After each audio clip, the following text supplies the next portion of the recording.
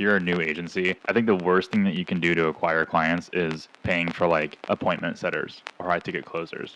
It's not a real thing. It's just something that's sold to you by these marketing gurus. It feels like such a Dungeons and Dragons thing. This is not real business. This is not what grown-ups do. It's not even close to what's actually working and what people are truly doing. If your service works as good as you say it does, then why don't you do it for yourself? You're running ads. That's your service that you're offering, but you have no money. How are you going to get clients? That's a great question, Cody. Thank you for asking.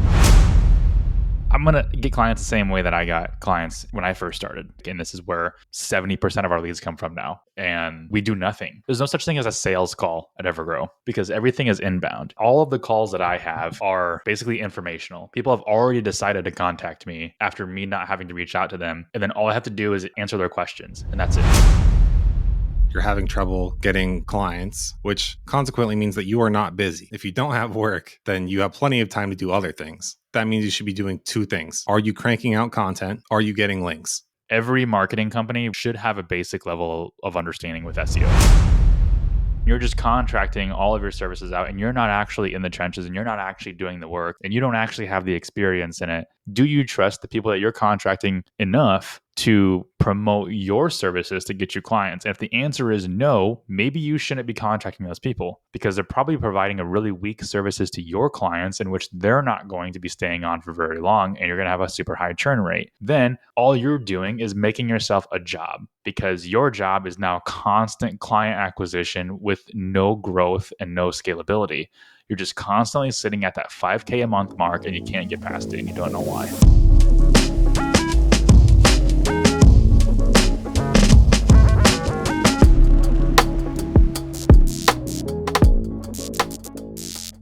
Cody's back. I'm back. Actually, they know I was gone. No one knew you were gone. I was going to say. Yeah, unless you follow me on Twitter and you saw the replies from one of the listeners I was talking to. But Cody was out for like 2 weeks. Fortunately, we just had recorded episodes that we could like ahead of time so we could keep on schedule. But you were out getting a nose job. Yep, that's what it was. So that's what we're going to refer to. If video's out at this point, then you get to see my beautiful new nose that externally looks no different at all. I even told them that too. I was like, hey, I actually like my nose. So if you could do nothing, that'd be cool. Like, I don't care a ton. I've never had an issue with it, like appearance wise. I was going to ask if you got to like pick the nose model that you wanted because I was going to be like, that's the one you went with? No. So it was all internal.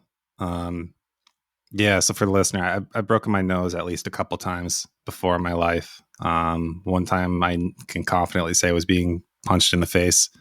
Probably the first time I was a younger kid, I was jumping off swings. I remember that's when I broke it. And that was the first major one. But basically it's compounded over time. Once COVID happened and everybody was, I don't think that there's a correlation. I think it was just me being at home more often and not being able to go anywhere. I noticed I was having more sleeping problems. Basically, my right nostril was closed. And there's very little room to have anything be happening there. So I was forced to sleep on one side. I'm always on my right side. I couldn't sleep on my left. And yeah, this was, I talked to doctors and they said, it's the most invasive, but also the best long-term solution. And if I want to do it, doing it while I'm young is a good solution. So we did it. I told the guy, Dr. Owen is his name. I said, don't tell me. I don't want to know. Just do your thing, do your, whatever it is, and it'll be great. So Jenny knows the full details more than me. And he explained it to me and I just chose not to remember because I don't care. I just remember I had stents. It's like sticks kind of up my nose up until it was Tuesday. And then he took them out and it was just, I'm not a crier, but I almost could have because it was amazing. I didn't know that people could breathe like that. Like it was just that easy to breathe in life. And there were people walking around. Like a happy crier? Yeah. Jenny told me that the doctor said that your nose was so jacked up that he was giddy about explaining everything that went into it. Yeah. Man. Yeah. So Can you smell colors now? Honestly, if being honest right now, it's still pretty brutal because the stents had cuts. So I've got like scabs, except they can't be scabs because it's inside your nose. So they're like kind of scabs, kind of open wounds that are still healing. So I'm taking lots of piggybacking ibuprofen and Tylenol. And right now it's still not great, but even now already it's better than before the surgery. So very cool. Yeah, I didn't even know you couldn't breathe, but I'm glad. You can't breathe out of a nostril, and I'm the nasally one on the podcast. What the hell? Yeah. I know we've been talking internally about the video stuff, but I remember parts of when we were recording and me doing there's a name for it. Basically you push on your face to be able to breathe better. It's a test that they actually do to confirm this. But I can remember myself doing it and now thinking back like, oh yeah, well there's me not being able to breathe. And Dude, I haven't seen you do that one time. I'm gonna have to go back and watch the videos and okay. like look at that again because like I don't remember that at all. Maybe I was just really sly about it and it wasn't noticeable. Maybe I just thought it was probably one of your weird mannerisms. Well, let's talk about something else that's weird. And I wanted to do this episode for a couple of reasons. One, partially because of the amount of things that I see in groups about people asking about how to get clients or locate appointment setters or high ticket closers or whatever. And then also partially because I'm super annoyed with how many DMs I get from like these like solicitors or like appointment setters or whatever. And we've had a couple episodes on how to acquire clients for your agency. So like the two that I always reference are episode 6 and episode 26. And 6 is basically like, I think it's where to find clients, and like 26 is how to get agency clients. And I think they're almost like the same topic, except one goes in like a lot deeper on kind of how we do it. But that was really both those episodes are really focused on how we do it personally. When that and what we didn't cover is that the primary thing we think you should do is match your medium to your or match the medium at which you acquire clients and for the service that you'd actually deliver. Before we get into that, I guess I wanted to really start it out with, it really depends on the type of agency you have. So if, dude, I'm cutting this out. This is like, we haven't done an episode in like 2 weeks. Feeling rusty. Yeah, I feel super rusty, but I think you're doing great. Oh, thank you. Maybe I'm just getting in my own head. Yeah. All right. So that part will get cut out, but I'll see how this works. So the first point I wanted to bring up is that it depends on the type of agency that you are. So Cody and I, we run an SEO/Google Ads agency, web development agency, and the majority of our clients come to us through SEO and Google Ads, or not at Google Ads, just SEO. So just organic SEO and referrals is essentially it. Yeah, we've talked about before how like we've run very small test campaigns that really it just came up in my memories on Facebook. Did it come up on yours? No. Just on my memories in Facebook, literally today, it was 1 year ago. And it said, it was a post from you that you tagged me in, and it was from our YouTube video ad that we ran. And the budget on it was $1 a day. And you had a quote on there that said, hey, we're a year, or it was like 4 years later, and we're finally running our first paid advertising campaign. And you're like, Jake. And then in quotes, it said, what's our budget? And then you put in quotes me, 3 decent priced burgers. So yeah, $30 a month. Yeah. $10 a decent burger, right? Yeah. I guess it depends where you are. nothing came of it. Cody and I were like partially wanted to see if something would come of it, but two, it kind of just turned into a game of who engages with who the most. Because it was like we did a split test. It was Cody recorded a video of him promoting his thing, and then I did a video of me promoting my thing. And we had a little bit of mixed results. If I'm going to give somebody a crown, it's going to be you, because I think you. What did you have? You had the most engagement rate or the most clicks, and then I I had don't remember. I think I had a longer view rate.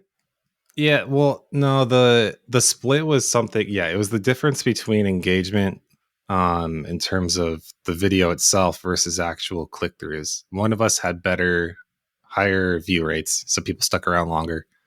And then the other was better at actually getting people through to the website. I think it was you who was better. I don't remember. I have to double check. I think it was you who was better at getting people to the site. You think so? Because I think so. Because we made an assessment that like it was probably part of my background. Because it was my background versus like your white wall background. Like, and I was thinking like this people is already more exciting than what was happening there. I was thinking people were only sticking around for my video because they were trying to see what was on my wall behind me. Well, you got a lot of cool stuff. No, now I do. I don't remember what I had back then, but I think it was still cool. Well, anyway, well, I guess like the first part in this is if you're the first thing I wanted to cover is if you're a new agency, I think the worst thing that you can do to acquire clients is paying for like appointment setters or high ticket closers. And I just want to like throw this out there. I hate that word. Keep going. I'll word? Shut up. Both of them or just one of them? The high ticket closers. That as a phrase. Appointment setters, I mean, that's more normal. This high ticket closure, it feels like such a Dungeons and Dragons thing. Like I just feel like somebody's in their basement and I'm like, yeah, I'm a high ticket closer. Like this is not real business. This is not what grown-ups do.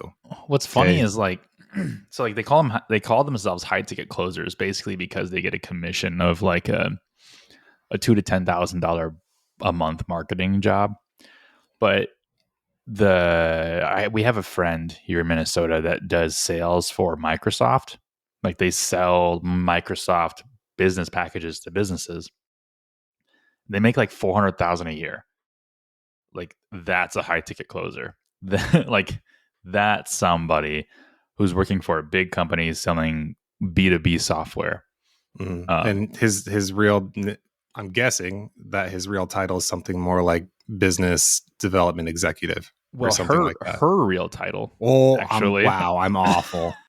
Wow. That's part of the Everbros in the name. Remember? We talked about this. Am I the baddie? I'm the baddie here. Yeah, I actually don't know what her real title is, but I would imagine it's probably like business development manager or something. Yeah. Get it, girl. Good job. Business development sales manager, BDSM. I think that's a joke, and I'm too pure. That is a to joke. Get it. Yeah, okay. It's a sexual joke, actually. I don't know what it is, but no. So basically, like what I've been talking to a couple guys who are in my inboxes, just kind of asking questions, and one of them hired, or they messaged me and they said like I had 8 appointments today, and they all no showed, and I was like, this sounds like appointment setting. This sounds like people set appointments and you paid them and they got you appointments, but they were just terrible and none of them showed up. And he was like, yeah, that's exactly what happened. And it was like $300 up front or something like that. And it made me feel weird because I couldn't imagine doing that for my business of like having somebody else quote set appointments for me, because I don't know how they qualified them or like how invested that person was in coming to this appointment with me or with Evergrow. But also that's an outbound sales strategy, and that just means you have to sell harder. And I don't, it's just not something that I really subscribe to. And I've always said this, but like, if your agency that you're starting is selling Facebook ads, ideally you would be acquiring clients the same way. And the reasoning that I have behind that is if your service works as good as you say it does, then why don't you do it for yourself? The common objection that I get from that is usually, well, I don't have money to run Facebook ads and bootstrapped. I'm just starting right now. And that's okay. That's a really good argument. That's a really good point. But after you get your first client, you now do have money. So that should be reinvested. But what you typically find out is like if you use a high ticket closer or an appointment setter, you typically end up spending more money with those people than you would if you just did your own services for yourself. Yeah, you moved on, but my brain's still on the joke that is high ticket closers. And I'm very sorry if this deeply offends somebody, but I don't know how to explain. This is yet another one of those things where real life, real business, everything that I've known as far as legitimate agencies doing legitimate work, this isn't even real. It's not even close to what's actually working and what people are truly doing. It's just bizarre. It's one of those, it's Photoshop. It's, selfies on the internet. It's just not real life. And I think the bigger issue too is if you call yourself a business person and you really want to do this from zero and you want to learn, you want to learn the things you need to learn to operate the business,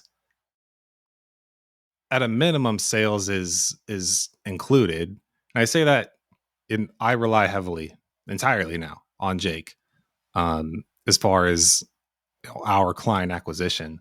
That doesn't mean I can't do it. It means I really don't want to, and I really don't like doing it. And comparatively, I am worse, right?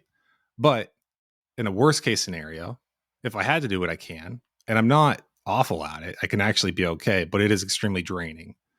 But I did learn it at one point in time, how to just on a very basic level get a client, acquire a new customer. And I think that's a major shortcut if you were just planning on, oh, okay, yeah, acquisition. I'm going to outsource that, and we'll get these. I'll pay this. I can't even say it with a straight face. I'll pay this high ticket closer, and then they'll bring in, these new clients that I've never talked to before. It's so weird to go from zero to get to that and then think that, yeah, this will go smoothly. There won't be any hiccups here. Yeah, especially your first client when you don't even have your own processes defined and like you don't even really know the services that you're offering unless you're outsourcing that too. And we've had episodes on that where it's just literally arbitrage and you're not actually offering anything except being a middleman. And in which case you're still like a salesperson. You're just kind of like VAing out your appointment setting. But I wish people could high ticket closing to me and appointment setting is a lot like the MLM industry. Like MLM, direct marketing, what else do they call it? Like direct sales, whatever. It's not a real business. It's essentially a pyramid scheme with a product, and that's how they skirt the FTC guidelines. But if you actually look at the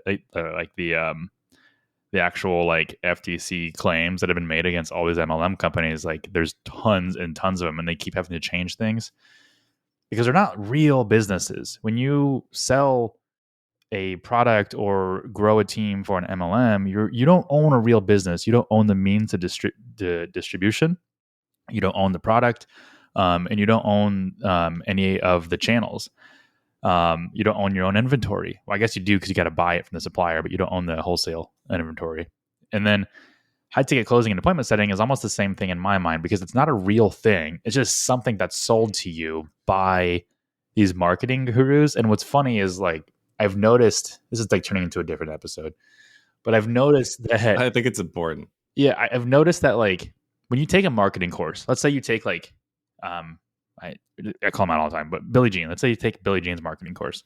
And I don't know if this is how his is structured, but this is how a lot of gurus are structured out there, where you take the marketing course, you learn the marketing, you learn the sales part about getting clients. At the very end, there's like a high ticket closers course, like upsell. And you can take that, and then you end up being a high ticket closer for Billie Jean or for whatever guru. So basically, like they're We're paying just you. saying in general, right? Yeah, they're Okay. not specifically Billie Jean. So, but like in general, okay, I'll replace Billie Jean with guru. So you're in general, like you get to the end of this course, and then you end up just becoming a high ticket closer for the course that you were buying in order to feed their funnel, and then so in I guess the better word for high ticket closer is affiliate, because that's what it is. I Yeah, mean, and I think all of this is from our perspective of the agency side.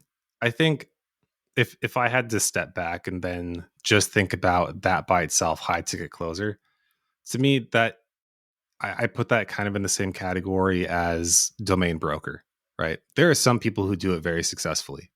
There are not very many that do it. I mean, I'm sure that the few are very successful that are capable of doing it because it is such a niche, difficult thing. And there probably is a legitimate job with that if you want to get good at it and do it in a very good way and deliver good things to your clients. But if you're if you're just an agency and you're starting out small and even early on, I'm not, we've talked before about going from 0 to 1, getting your first client, that sort of thing. I'm just saying early, right? You're determining your first reliable, consistent new business acquisition channel. And going straight to that, I think, is a mistake because you're missing out on some other things in your business that you need to iron out first for just relying on somebody entirely externally, because there's other things that should be happening in your business. You know, like Jake said, ideally matching your business's acquisition to the service that you're offering, because then it just reinforces your knowledge and everything surrounding that. That's ideal. But I also think I made a note here. Actually, Jake made this note here, so I'm just going to re-say what I said. But it's bizarre to label yourself a marketing agency and not use marketing to get your own clients. That's weird. That's weird stuff. I think it's That's a weirder when circus. I think it's weirder when you're an SEO agency. When you say you're an SEO agency and you're not even getting your own organic leads. So what are you doing with with your clients?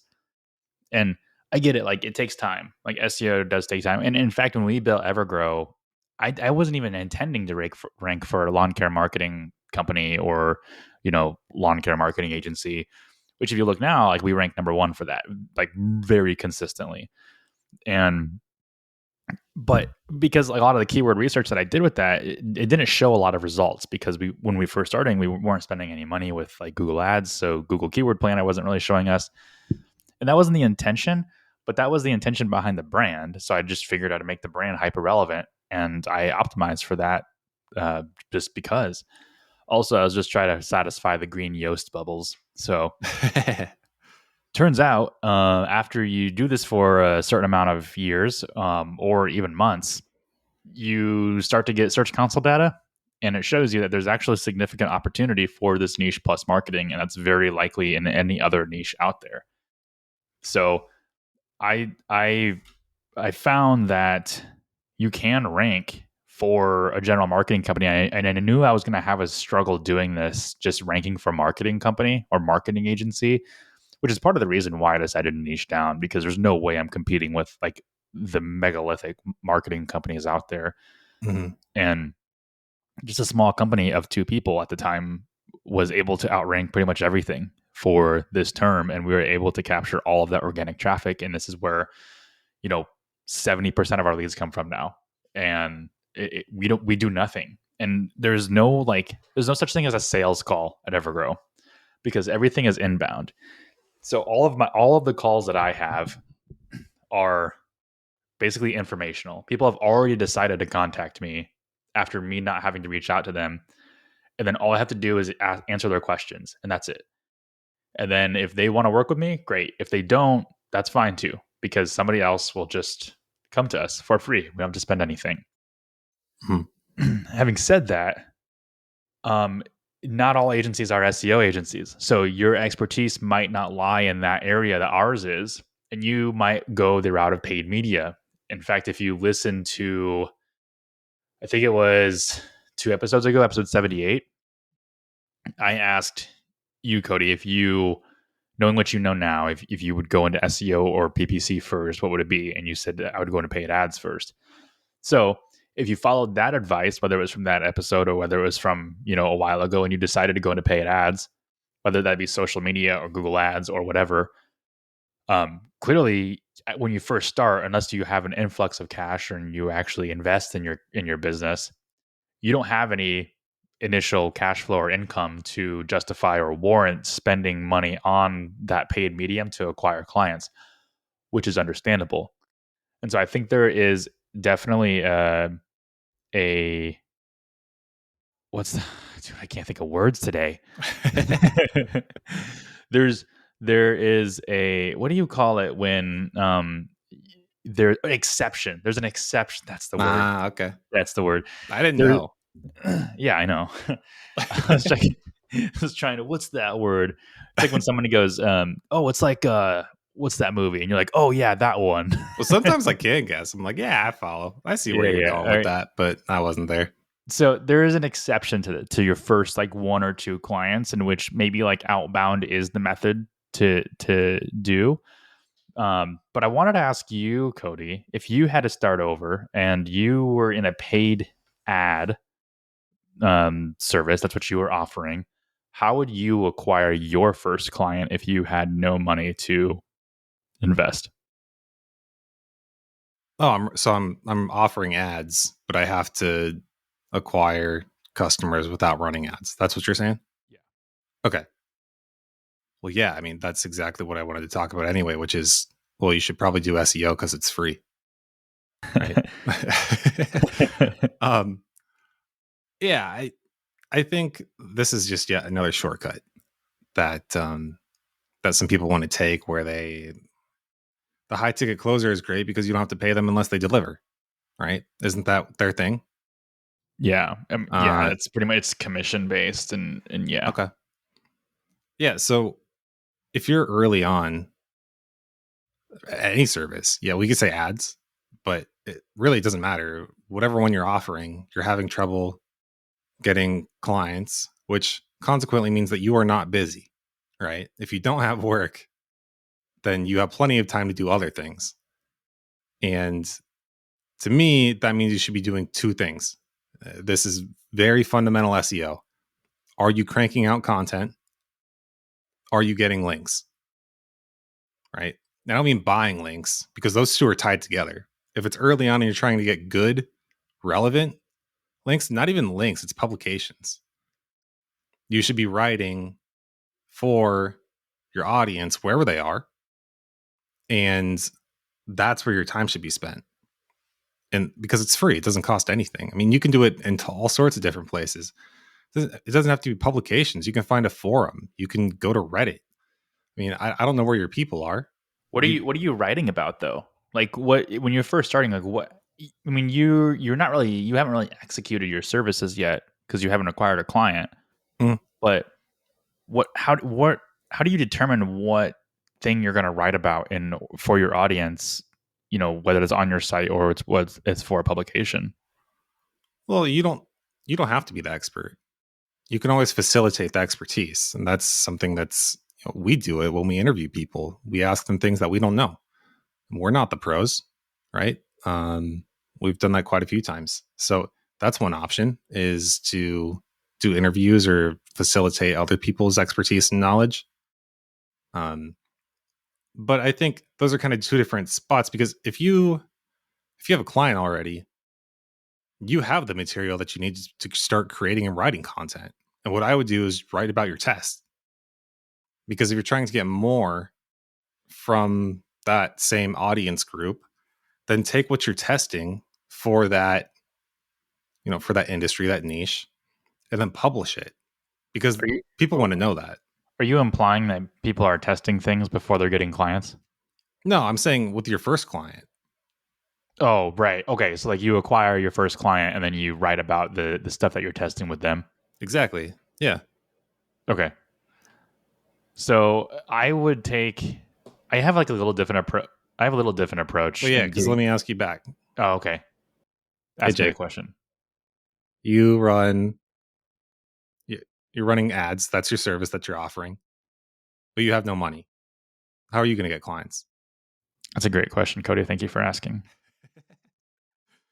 Uh, well, I'm gonna get clients the same way that I got clients in when I first started. So even before you came on board, when I was working to get clients, because technically I offered everything. I did paid ads, SEO, social media. Man, I didn't know what I was offering. I was going to figure it out, and I just engaged on forums and just answered questions because at the end of the day, like if you have a basic level of understanding of paid ads, then we've said this before, but every single paid ad medium, whether it's social like Facebook or LinkedIn or Google, they all have their own proprietary courses that are free to take. They want you to spend money on the platform, so they're going to educate you on how. And you can take those courses, and as soon as you take those courses, you're already in the top 1% expert in your niche in terms of like in terms The of bar is so low. yeah. So the bar is low from an agency and freelancer perspective, but the bar is also low. Like if you're in these forums and groups, and if you're in these areas where these people congregate in your niche, whether that's like roofers or construction or plumbers or whatever, and you're the person that knows the platform because you took those certifications and those courses from those paid media platforms, you are the expert, whether you have experience in it or not. So you at least have some base level foundation understanding that they don't have. You don't have to know everything. You don't have to act like you know everything. That I think that's a key point too. Don't act like you know everything, but at least provide value when people do ask questions. And something that got me a huge load of traction was anytime in one of like the Facebook groups where somebody had talked about boosting posts, or like they showed us a screenshot of them of their analytics of them boosting a post on their like lawn care page.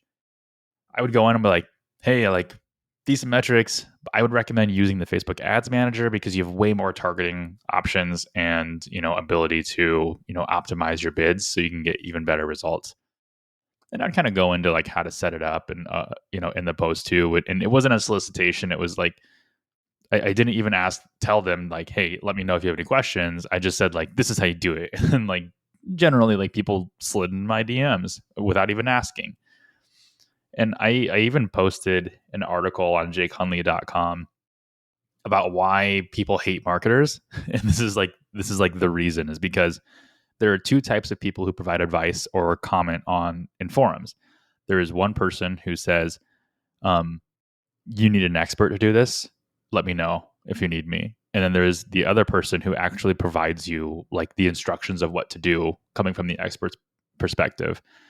And only one of those people is going to get the traction. And it's the actual expert giving you the instructions on what to do.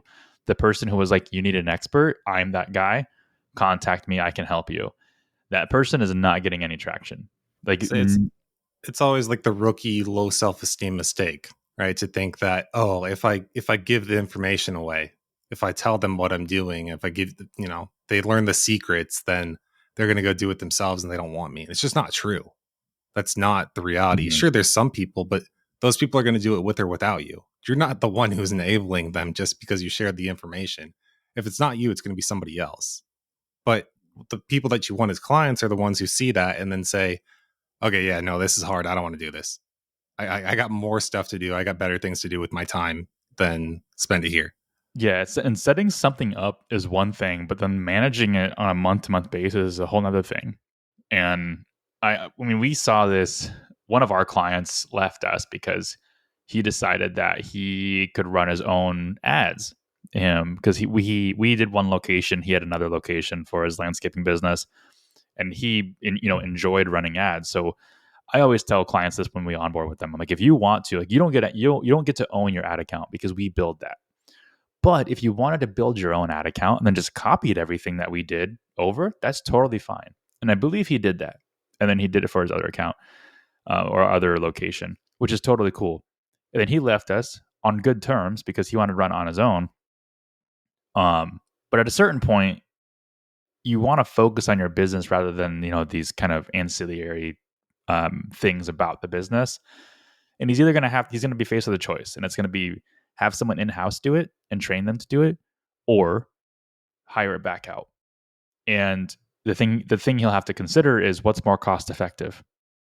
And is the person he hires in-house, is that all they're doing, or are they doing a bunch of other stuff too? And then you have to trust that person is doing a good job on all of those things. So but with that, I mean, yes, he did leave, but he's in the forums every day promoting us. so Yeah. So like, is it really such a bad thing that he left because we taught him how to do his own thing? Like, I find that as a huge win. So it's great. It's great to, that, how good it feels when somebody takes what they learned from you, goes and does it themselves, and then tells everybody else that, hey, they did this for me. I'm doing it myself now. It works. Go to them. Get their services because it did work for me. And I mean, honestly, and if other people, because that's not most people. Most people can't do that. It takes a special brain to be able to review that information and then take it on yourself. So if there's more of that, again, okay, great. That's fine. I don't see a problem with it. Mm-hmm. Dude, I'm so glad that we reached out to our lawyer to have her do all this, because I was reading through the operating agreement and go, this is too much. You just do it. And I was just like, can you just like explain this to me like I'm 5? Yeah, there's a lot of that. Hey, okay. This is no. I want your thoughts. Let's talk about referrals. So referrals, what's your take? Is it, so you have your first few clients? Are referrals a reliable, consistent way to get the additional clients after you have a first few? Is it a strategy that you would call it? Something that you can have be your primary growth acquisition thing? And because it's not really something that you can match and deliver up with your offering, right? I don't know how you would offer. Maybe there is a way that you offer the service of growing business through referrals. I don't know. Maybe that's a thing. What do you think of it? I'll back up for a second and then I'll answer the referral thing, because it kind of lines up. So back on the topic of getting like your very first client, I recommend just engaging with the community, getting involved, and then, hopefully someone reaches out to you. You can also try the prospect of like cold emailing, or cold, I guess it'd be more like warm emailing, which is what I call it, and then like warm calling based on things that you see. And maybe we need to have another episode on like how to like cold call or cold or warm email, like the way that I would do it. And Chris Walker talked about this. I can't remember which episode. I think it's like 42 or something, where he would go into the Google search engine, because he was SEO. So like he would go into Google search and he would look for companies in his niche that didn't have proper like meta titles or meta descriptions. And he would just send that company an email and just said, hey, if you do this, you can, see much better results. And then he would just provide that free advice, and you could do that on your client sites, or maybe you go audit their Facebook pages or whatever you do. And like that, and that's still like outreach and cold calling, but it's a way that's like more personalized, and also being able to show your expertise without soliciting. After you acquire your first client, the referral question comes into play. So Marcus, this is kind of how Marcus acquired his first client. So my mentee that I mentioned a few times, one of his first clients said, if you do a good job with me, I'll refer you to my network. Okay, so anytime I hear that, and I told him this too, anytime you hear that, they don't have a network. It's bullshit. It's true, because I don't say that, right? I mean, I'm not out here. That's just kind of maybe there's like a minor case, but I don't know. Yeah, I Do would you say that? I would say it's an outlier. No, absolutely not. Like, well, one, you just do it, right? If I mean, like our accountant Jeff, for instance, like I've never, it's never crossed my brain to be like, Jeff, if you do us a good job, I'm going to send you to all my business buddies. Like, it's never once crossed my brain. And maybe it's different for marketing, but I would never hire a marketing company because we are one. So I think it's kind of like a sales tactic for people who are hiring agencies or freelancers to get that agency or freelancer to do cheap work, because under the hope that, oh, if I do well for this, my business will take off because I'll get like 4, 5, 6 clients like from referrals. This is almost like artists with exposure, or like bands that are like, hey, no, you can play here, but yeah, it's just for We're not exposure. going to pay you. It's just exposure. I think it's like more like photographers, really. Mm-hmm. Like the only person that should decide whether or not something is good for your portfolio is you. You shouldn't. If somebody else is saying, "Oh, this will be a good portfolio builder for you," dude, walk away. Like they're already going to be a difficult client because they're already trying to take advantage of your cheap labor. But having said this, so just going back, if someone says they have a bunch of people they can refer you to, I would ignore that statement. You don't necessarily have to write them off as a potential client, but just ignore that they ever said that, because that's never going to come to fruition. So relying on referrals outside of that. So let's say like you have 1 or 2 clients. The chances of you getting referred, I think, is actually pretty low. It's like, if I had to put a number on it, I would say like 10% chance that you're going to get referred, because you have to think about the conditions that are right. So one is you're getting a client, and then that client, then if you're in a niche, that client then has to be communicating with other people in that niche, and they're not going to be doing it with their competitors. So they're not going to be doing it with anybody in the relative service area. And it'd have to be from another state, which means they got to be in some kind of network or group or whatever. And if they are, you should be in that group, first of all. And then but if you're not, for whatever reason, somebody then in that group has to inquire about a marketing agency to use, and then your client has to be the one that gets in front of that person before the other people recommend their marketing agencies. So like there's like a series of like levels to getting referred to, especially in like the B2B industry. This isn't a lawn care business where like you mow someone else's lawn and like their neighbors are like, who mows your lawn? Like, and then you get like 6 neighbors. Like, that's not how this works. And you just have to think about like all the things that have to happen in row to actually, like, in sequence to actually get referred. And unfortunately, some of our clients are in actual like networks that we're not in, where like some of these marketing questions get brought up a lot. And the ones that I am in, like Jose, he like refers us a lot. He like, someone says, "What's an agency you guys use?" And he'll say Evergreen Marketing. But out of like maybe the 10 times he posts that, maybe one person calls us, because at the end of the day, like everyone's referring their person, and then maybe they don't even reach out to anybody. Maybe like that person who asked that question didn't just ask that group; they asked like a bunch of other groups too. So I would say that like 20% of the leads that we get are referrals, and the other 80% are actually organic. That come from our method of acquiring clients. You've mentioned something too, though, that kind of like you were saying about how there's multiple steps, that these will cross over in mediums too, right? Where it's a referral, but they actually contact us through Facebook. Like they message you on Facebook or something. It's not a website form lead or a direct phone call. Yeah, I still count that as a referral. Yeah.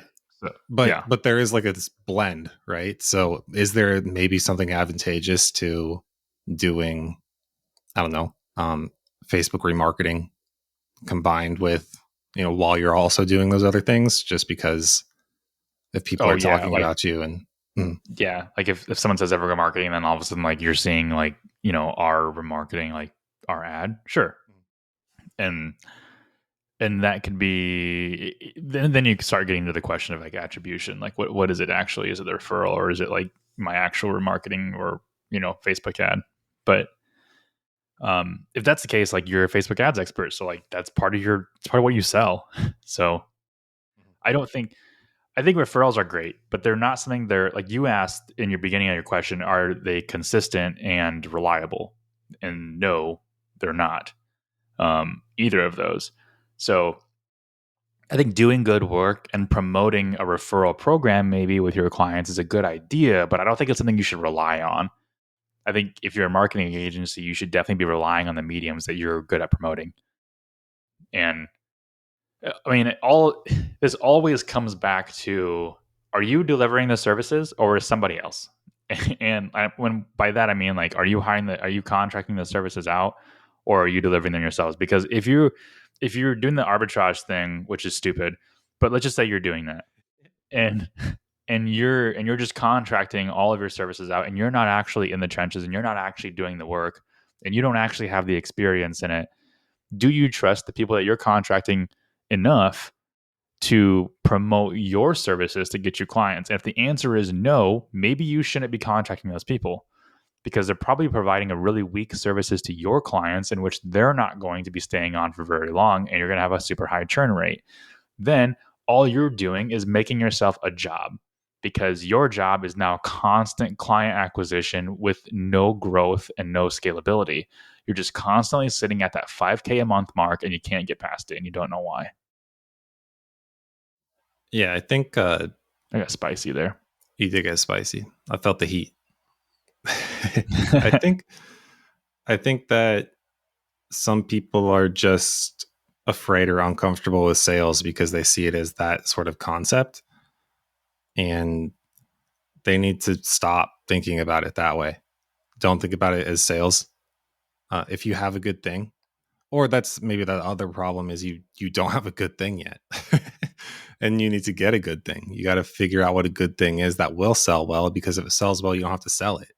I'm not saying that it's going to magically just, people are going to start showing up, knocking on your door saying, hey, do this. But you define a good service and you find that it's successful. And that's the next step after getting your first clients. I'm not saying that's a different thing. But once you're past that, then these different ways that you're acquiring, in whatever way that you are able to determine is consistent and reliable for you, it shouldn't be incredibly difficult if your service itself is good and you've defined the market and you know that there's a good match and that people are receptive and are happy to pay for it. I think it's I think it's weird to think that when people say hire Evergrow marketing, they do good work when we primarily provide like one bundled service, because it's not us, it's the product that we built. And like the productized service that we built is what does well. And like we just built that. And so when you're like, when you sell something, when you express this notion of when you sell something that does really well, I think it's important to like separate what your clients are referring versus like what you're actually selling. So our clients are referring us. What they're actually referring is the product that we built. Because if we're not providing customized consulting services. And in that case, it would make sense when a client refers us. They're like, yeah, Evergrow Marketing does great, like customized marketing solutions. We don't. We built a service and then we sell that, and that's what you're referring because you liked that. There's a weird concept in my brain. I don't think it really matters or has any weight, but I do want to say that you mentioned this a little bit earlier, but every marketing company, whether you're doing Facebook ads or Google ads or SEO, should have a basic level of understanding with SEO. So if you're doing Facebook ads, and you should have a website, first of all, because your Facebook ads should either be lead ads or driving to a website for whatever purpose. But you should have if you have a basic level understanding of SEO, you should do well. Maybe you won't have like the most amount of organic leads, but you will get organic traffic. The other thing I wanted to mention was that consider the amount of time clients stay with you from the networks you acquire them from. So if you're acquiring clients from Facebook and you're acquiring clients from like organic search, consider where those people are coming from and how long and what type of clients they are. Because when we started, we found out that the clients that we were acquiring from like Facebook groups and Facebook referrals were actually really cheap and low quality clients. They didn't stick around for a long time, and they were very budget conscious. Whereas the clients who came from organic, they typically had higher budgets, and they did their research, and they have stuck around the longest.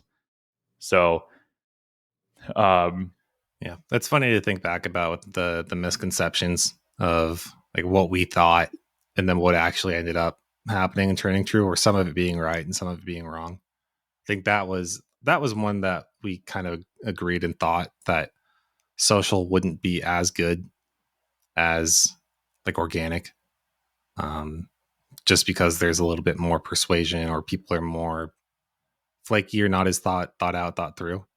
But then the one that we were surprised by, or especially me, was that a lot of the younger clients that we have are great.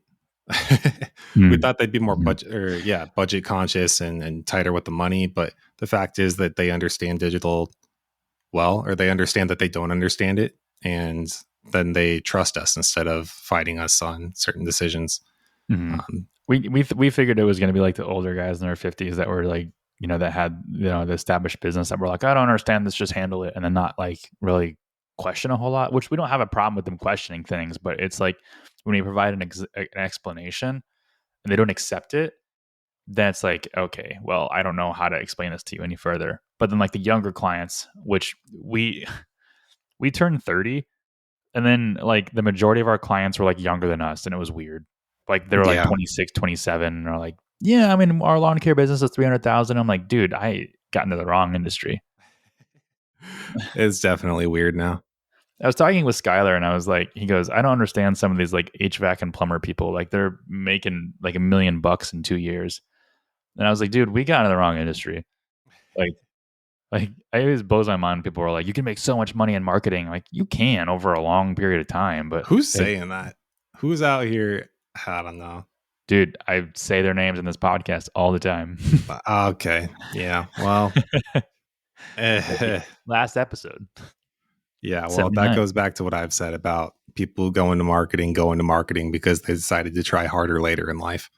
Right. Mm-hmm. Nobody who went and got a very amazing and great STEM degree is saying, hey, you know where you can make a lot of money? Marketing. Right. Like, hey, I'm an engineer, but you know where you make money? Marketing. That's great. I really want to go into a super high competition market that requires a lot of actual knowledge, because I don't have any to make a lot of money. Yeah. I think it's just because nobody wants to unclog toilets. They just want to sit at their computer and, look cool. Yeah, but you end up glorifying the other side anyway. At some point, I get it. I understand because, I think you've said this too. It's nice to do blue collar things for fun, right? Yeah. Mm-hmm. Just because it's like, okay, cool, I did this and I get done with it, and then I see everything right there in front of my eyes that I was able to accomplish here about fixing something or making something. Dude, Lauren likes it when I put on my blue collar clothes. I put on my my faded jeans and my ratty t-shirt and my my zip up dark hoodie. Dude, gets I'm here to do man stuff. Yeah. She's like, wow, I like blue collar Jake. But I just did it again. Women can be blue collar too. I'm being inclusive now. I'm being conscious of myself. My point was that it's a different thing when you get to do it for fun as opposed to do it or being forced to do it or have to do it. But it happens both ways too. I've known blue collar people who tried to switch over and then sit at a desk and they're like, man, this is boring. You have to do you have to sit the whole time. Like you can't even get up when they're like, you got standing desk now. It's like, no, that doesn't count. That's not the same. Well, I mean, you're not walking around. When you first got into marketing, you said that you wanted to live the lifestyle of your sister's husband or boyfriend or whatever. And it's because you in your own mind glorified that lifestyle. You're like, that's cool. I want to do that.